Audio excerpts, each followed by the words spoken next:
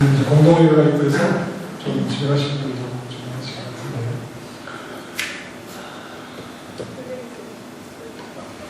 네. 오늘 우리가 이런 말씀을 가지고 있는데, 사람은 지성에 호소한다. 한 제목으로 말씀을 좀 나눠보십시다.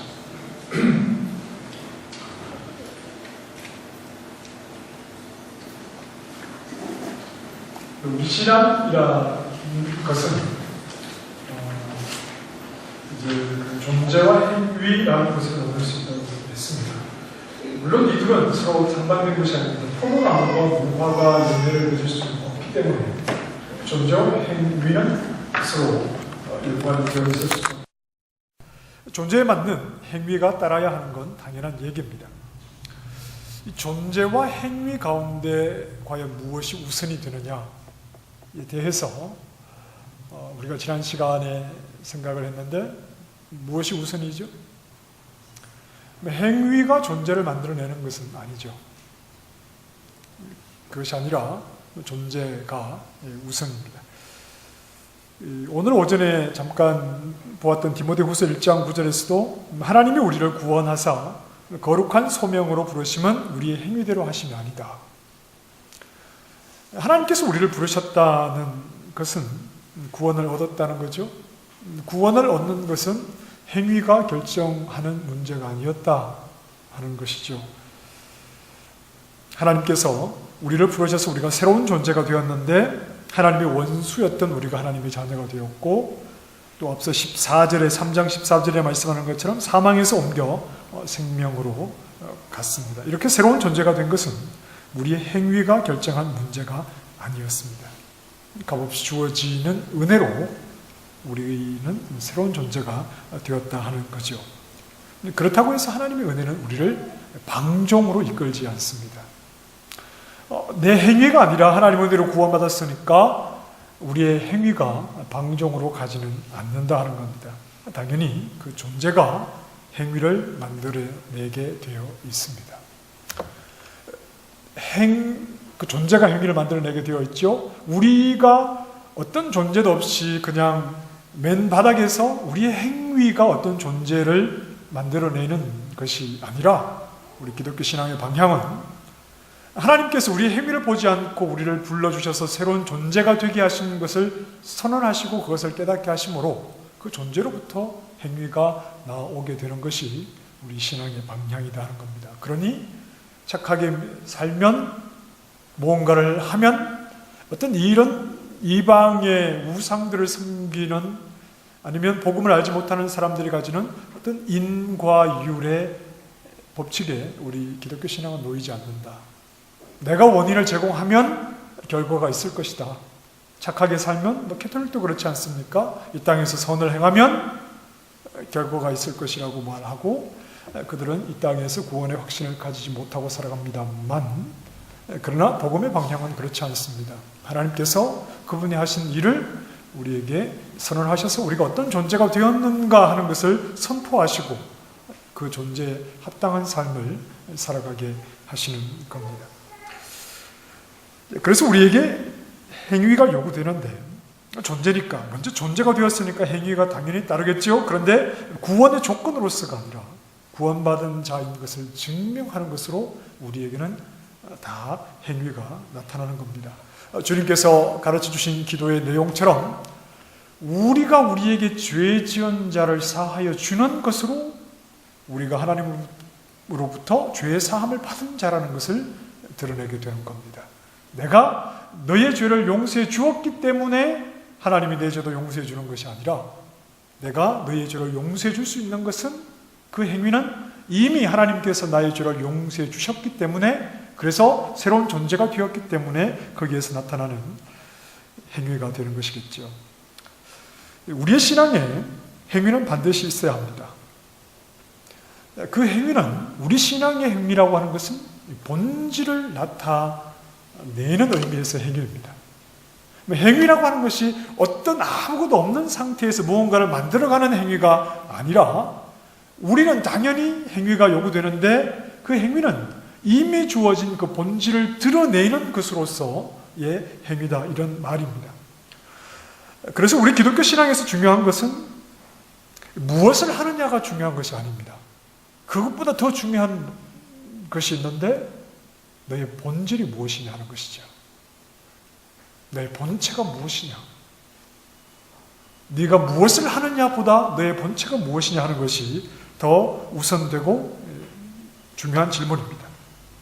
나는 무엇을 해야 한다. 이것보다 내가 누구인가를 질문해야 합니다. 내가 무엇을 해야 한다. 이것보다 내가 누구이냐. 그래서 기독교의 질문은 doing의 문제가 아니라 being의 문제다. 복음 안에 있는 우리가 던지는 근본적인 질문은 그런 것입니다. 무엇을 하느냐가 아니라 누구이냐. 여기에 대해서 우리는 분명한 확신을 가지고 시작을 하게 되는 겁니다. 요한일서에서는 우리를 구성하는 본질이 사랑이라고 말합니다. 사랑이 우리의 본질이기 때문에 우리는 무엇을 해도 사랑으로 나타나야 합니다. 그렇죠? 사랑이 우리의 본질이니까 우리는 무엇을 해도 사랑으로 나타날 수밖에 없는 겁니다. 제가 예를 들었던 것처럼 저는 남자니까 이게 저의 본질이니까 누구를 만나든 어디를 가든 저는 항상 남자인 것처럼 우리는 본질이 사랑이니까 이것이 우리의 존재의 시작이니까 새로운 존재가 여기에서 시작되었으니까 우리는 무엇을 해도 사랑으로 나타나야 한다는 말입니다.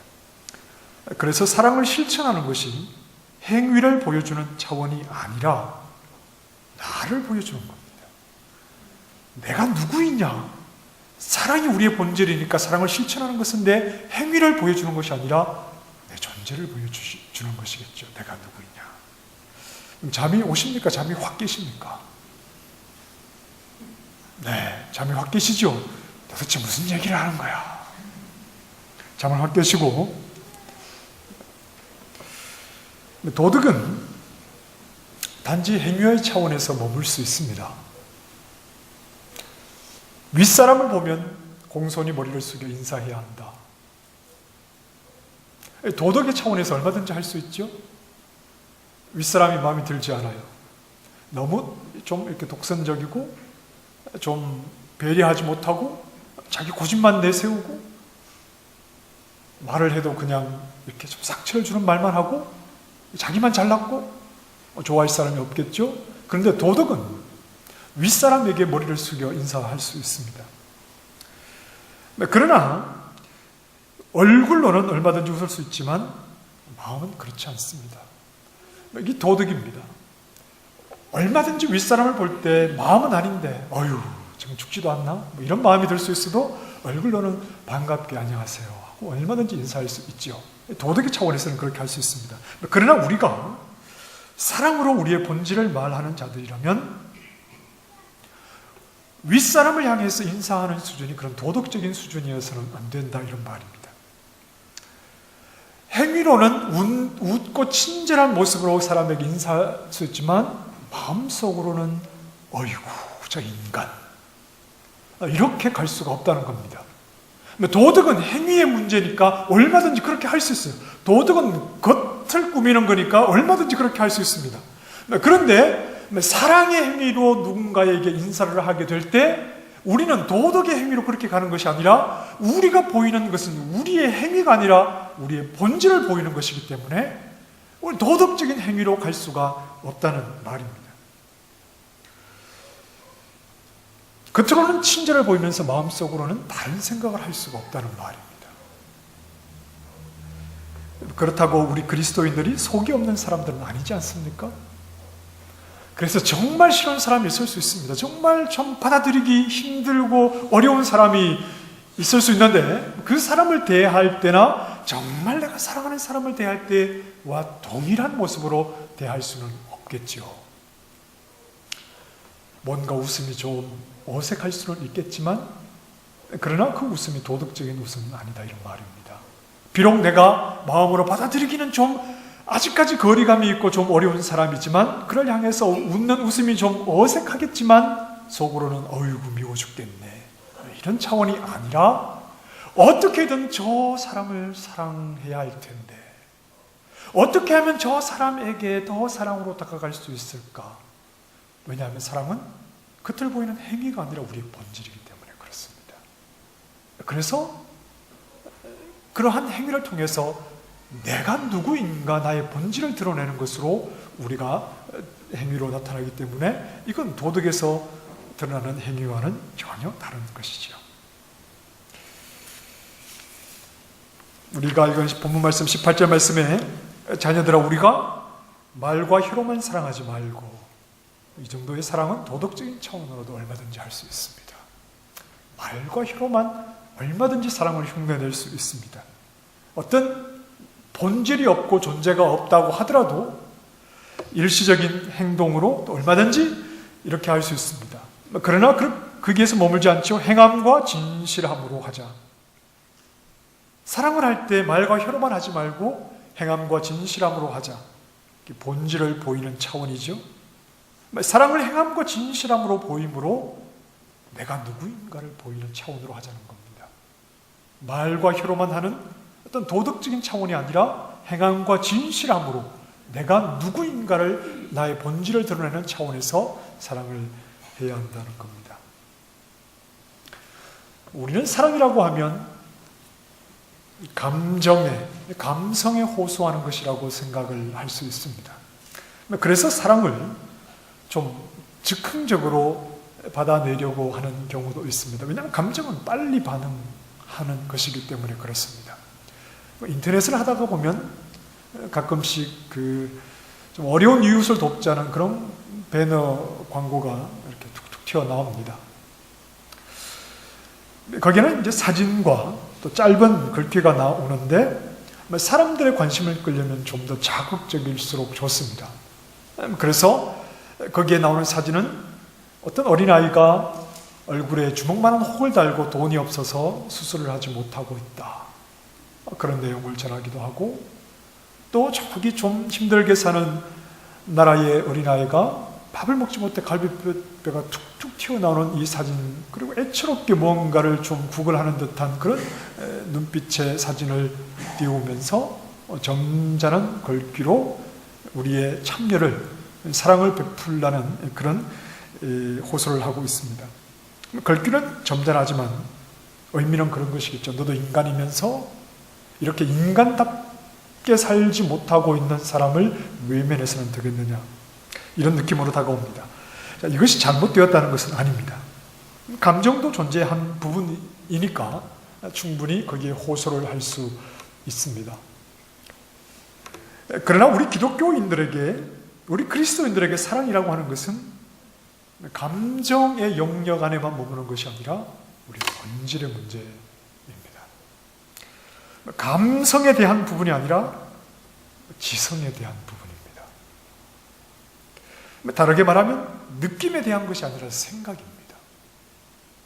세상은 감정에 호소를 하고 순간적으로 어떤 반응을 받아내려고 하지만 우리 그리스도인들이 말하는 사랑이라고 하는 것은 감정이 아니라, 감성이 아니라 지성의 뿌리를 두고 있고 순간적인 느낌이 아니라 생각의 뿌리를 두고 있는 것입니다.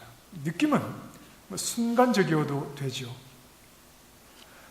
아무리 순간적이어도 그 순간 느끼는 느낌만은 진실이기 때문에 그렇습니다. 그러나 생각은 순간적이지 않습니다. 생각은 지속적으로 하는 겁니다. 생각은 이것저것 다 따져보고 생각을 해보고 그렇게 해서 내가 동의하게 될 때 어떤 결정을 이루어냅니다. 그러기 위해서는 시간이 필요합니다. 감정은 상대적으로 시간이 짧을 수 있고 그렇게 갑자기 반응할 수 있지만 생각은 그렇지 않습니다. 생각은 시간이 필요합니다. 그리고 감정은 짧은 시간 드러낸 반응이기 때문에 또 감정이 쉽게 변할 수도 있습니다. 그러나 생각은 그렇지 않습니다. 생각은 오랫동안 생각을 해온 것이고 오랜 생각을 통해서 내린 결정은 감정처럼 그렇게 쉽게 바뀌는 것이 아닙니다. 우리가 흔히 사람은 지성과 또 감정과 의지, 이 세 가지로 구성이 되어 있다고 말합니다. 그런데 이 의지라고 하는 것은 감정이 이미 결정이 되었기 때문에 나오는 반응이기도 합니다. 어려운 이웃을 보고 불쌍하다는 감정이 들기 때문에 도와줘야 되겠다는 의지가 나오게 되는 것이죠. 그러니 이 의지 속에는, 무언가를 해야 되겠다는 의지 속에는 이미 감정이 포함이 되어 있는 것이라고 볼 수 있습니다. 그렇게 본다면 인간이란 결국 지성과 감정이 포함된 의지, 이렇게 구성이 되어 있다고 볼 수 있겠죠. 지성과 의지에서 근본이 되는 것은, 바탕이 되는 것은 지성입니다. 아는 것이지요. 지식이지요. 내가 누구인지를 아는 것입니다. 내가 누구인지를 알았다면 그 다음에 의지가 나오게 되는 것입니다. 내가 하나님의 새로운 존재라는 것을 알았습니다. 그러니까 내가 새로운 존재라는 것을 알았기 때문에 이 지성으로부터 의지가 나오는 것이죠. 그러니 새로운 존재답게 살아가야겠다, 이런 의지가 나오게 되는 겁니다. 사랑은 우리의 본질이기 때문에, 사랑은 우리 본질의 기초가 되는 지성에 호소하는 겁니다. 우리에게 감정을 건드려서 사랑을 그때그때 행하게 하는 것이 아니라, 사랑은 우리의 본질, 우리 지성을 건드리고 우리 지성에다가 호소를 하는 겁니다. 우리가 어떻게 하나님의 사랑을 알게 되었죠? 그가 우리를 위해서 목숨을 버리신 것, 예수 그리스도께서 우리를 위해서 목숨을 버리는 것, 요한일서 앞부분에서 그렇게 말씀을 하고 있습니다. 그가 우리를 위해서 목숨을 버리신 것을 통해서 우리는 사랑을 알았습니다. 그 사랑이 나를 새로운 피조물이 되게 했습니다. 새로운 존재가 되게 했습니다. 허물과지로 죽었던 내가 하나님의 자녀라는 새로운 존재로 살아가게 했습니다. 그 사실을 알았다면, 하나님의 사랑이 나의 본질이라는 것을 알았다면, 나는 허물과 죄로 죽었는데 하나님의 사랑이, 그 아들이 나를 대신해서 죽으신 그 사랑이 나를 새로운 존재가 되게 했다는 하나님의 사랑이 나의 본질이라는 사실을 알았다면, 느끼는 것이 아니라 그 사실을 알았다면, 그 다음에 의지를 통해서 그 사랑의 모습이 나타나게 되는 것입니다. 우리에게 하나님의 사랑을 알게 하시는 분이 있습니다. 누구죠? 성령 하나님이시죠. 성령께서 나를 향한 하나님의 사랑이 독생자 죽음을 통해서 나타났다는 것, 그리고 그 사랑이 나를 하나님의 자녀라는 새로운 신분과 존재가 되게 했다는 사실을 듣게 하시고, 지각을 열어 깨닫게 하시고 믿게 하십니다. 세상은 성령을 받은 사람들입니까? 받지 못한 사람들입니까? 성령을 받지 못했습니다. 우리는요, 성령을 받았죠? 이게 세상과 우리의 분명한 차이죠? 구별이죠? 요한복음 14장 17절 말씀에 보면, 그는 진리의 영이라 세상은 능히 그를 받지 못하나니 이는 그를 보지도 못하고 알지도 못함이라. 진리의 영이신 성령을 말하는 거죠. 세상은 능히 그를 받지 못하나니 이는 그를 보지도 못하고 알지도 못함이라. 그러나 너희는 그를 아나니 그는 너희와 함께 거하심이요 또 너희 속에 계시겠습니다. 이게 세상과 우리의 차이입니다. 우리 안에 누가 계시죠? 잠을 깨셔야 되는데, 우리 안에 누가 계시죠? 성령이 계시죠. 세상은요? 세상은 성령을 알지도 못하고 받지도 못하죠. 요한일서 말씀에서도 이 진리의 영이신 이제 성령과 관련해서 진리에 대한 말씀을 하고 있습니다. 자, 2장 4절 말씀을 한번 가보십시다. 잠도 오시니까 성경을 한번 찾아보십시다. 자, 2장 4절 말씀 같이 읽어볼까요? 요한일서 2장 4절 시작. 그를 아노라 하고 그의 계명을 지키지 아니하는 자는 거짓말하는 자요 진리가 그 속에 있지 아니하라. 진리의 영이 없이는, 즉 성령이 우리 안에 거하지 아니하시면 우리는 진리를 알 수가 없는 자들이지요. 진리가 있는 자는 진리의 영이신 성령이 우리 안에 계셔서 내가 하나님의 자녀라는 새로운 존재가 되었다는 사실을 계속해서 알려주고 계십니다. 그러니 존재에서 사랑이라는 그의 계명이 나와야 하는 것은 당연합니다. 성령이 내 안에 계셔서 진리를 가르치시고 진리이신 그 예수 그리스도께서 하나님의 사랑을 나에게 보이신 사실을 알게 하심으로 우리 지각을 열어 그 사실을 깨닫게 하심으로 그것이 나의 본질이 되어서 하나님의 자녀라는 새로운 신분이 되었으니 당연히 이 지식을 가진 자는 이 지성에 분명한 반응을 하는 자는 행위로 의지로 그 본질을 드러내는 사랑이 나타나게 된다 하는 겁니다. 요한일서 2장 21절 말씀 시작.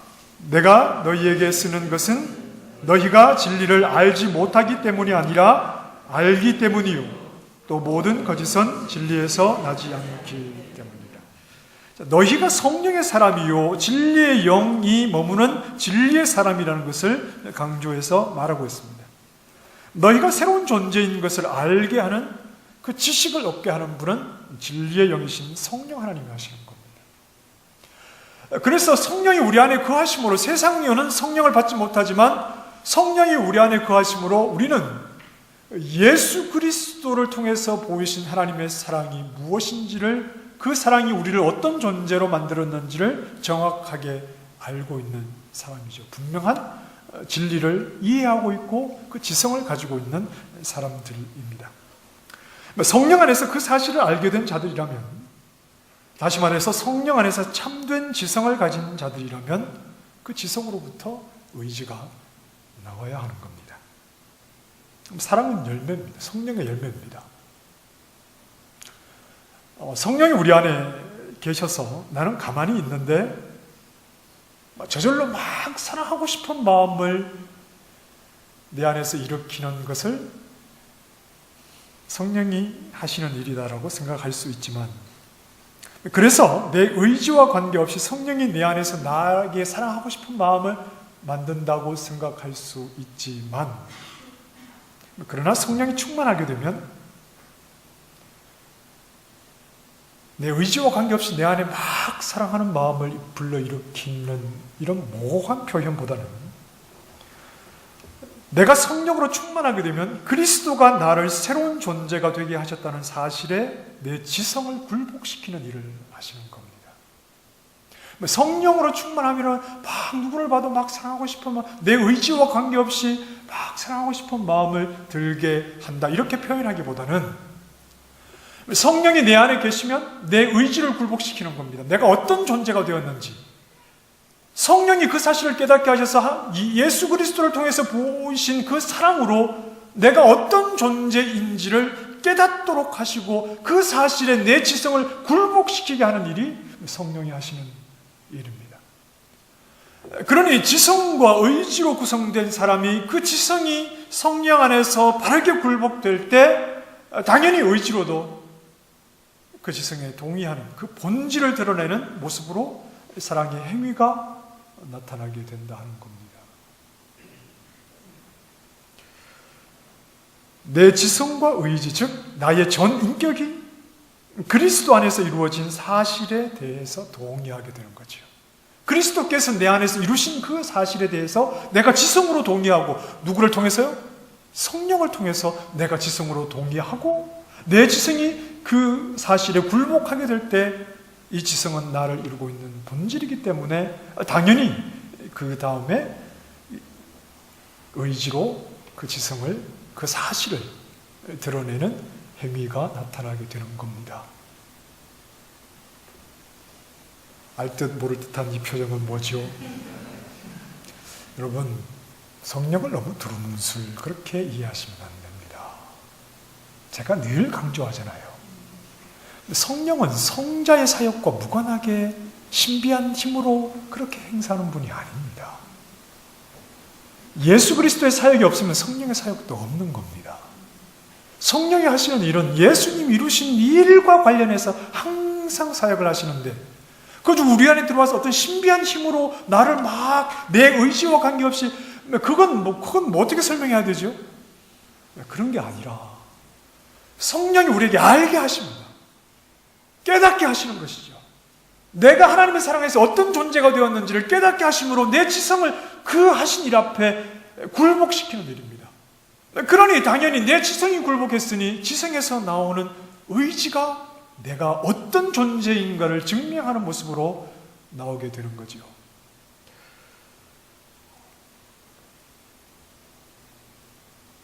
네, 그러니까 저는 그 원리를 자꾸 말씀을 드리는 겁니다. 그냥 그때그때 분위기, 그때그때 우리 한번 으쌰으쌰 우리 사랑하자 이렇게 가는 것은 세상이 하는 방법이고, 우리는 차분하게, 지성은 하나님 주신 것 아닙니까? 왜 지성을 버리고 교회 예배 오시면 안 되잖아요. 교회 오시면 안 되잖아요. 신앙생활을 지성 없이 신앙생활을 하려고 하시면 안 되죠. 어떤 순간적인 막 그런 감정, 그것이 아니라 하나님 주신 지성으로 우리에게 주신 복음의 내용과 그것이 나에게 어떻게 적용되는지에 대한 분명한 답을 얻고, 지성에서 답을 얻으면 흔들리지가 않아요. 감정은 자꾸 흔들립니다. 이 말을 들으면 그런 것 같고, 이 생각이 느껴지면 그런 것 같고. 우리의 신앙은 감정에 뿌리를 두고 있는 것이 아니라 지성에 뿌리를 두고 있습니다. 그 지성이 성령의 역사하심으로 굴복될 때 우리는 꾸준하게 하나님 앞에 설 수 있는 것이죠. 감정과 상관없이 꾸준하게 하나님이 하신 일을 고백하며 내가 누구인지를 말할 수 있게 되는 겁니다.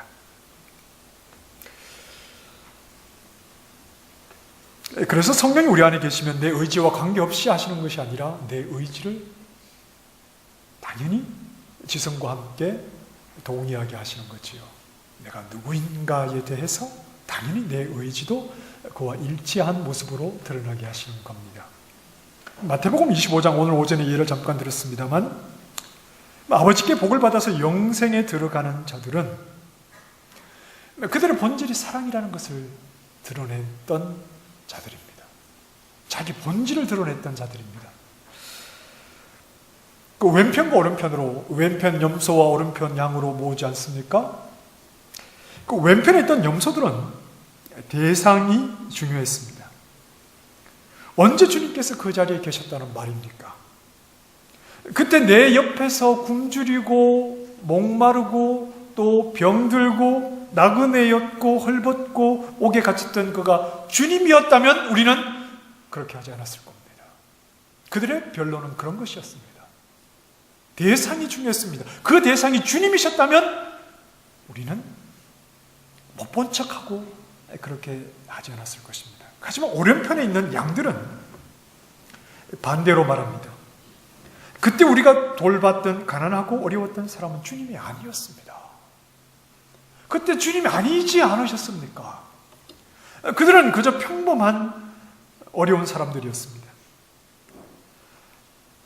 이 오른편에 있던 양들에게 사랑을 행하는 것은 대상의 문제가 아니었다는 말입니다. 왼편에 있던 양들은 그때 그 사람들이 헐벗은 사람이 주님이었다면 제 옷이라도 벗어서 드렸을 겁니다. 이렇게 나오지 않습니까? 그러나 오른편에 있는 양들은 그때 우리가 도와줬던 사람은 주님이 아니었습니다. 그냥 힘들고 어려운 가난하고 가련한 사람이었습니다. 오른편에 있는 양들에게 사랑을 행하는 문제는 대상의 문제가 아니었다는 말입니다. 주님이 아니라도 그들은 마치 주님을 대하듯이 그들을 섬겼다는 말이지요. 왜냐하면 그들에게 사랑은 자신들의 본질이었으니까요. 자신들의 본체였으니까요. 자신들의 근본이었으니까요. 그러니 대상이 어떠하든지 항상 사랑으로, 누구를 대하든지 무엇을 하든지 항상 사랑으로. 이런 말에는 늘 100점을 말하는 것이 아니라고 그랬습니다. 우리에게는 과정이 필요하다고 그랬죠. 누구나 과정과 시간이 필요하다고 그랬습니다. 그러나 그 방향만큼은 바뀌지 않습니다. 그래서 누구를 대하든지 무엇을 하든지 이미 그 본질이 사랑이기 때문에 100점 만점은 아니더라도 그 속에서 사랑의 모습으로 다가갈 수밖에 없는 것이 예수 그리스도께서 이루신 사랑을 나의 본질로 삼은 성령 안에서 그 사실에 내 지성이 굴복되고 그 지성에서 나오는 의지를 가지고 살아가는 하나님의 백성들의 진정한 모습이다 하는 겁니다. 도덕이 무엇이고 복음이 무엇인지를 구별하실 수 있어야 합니다.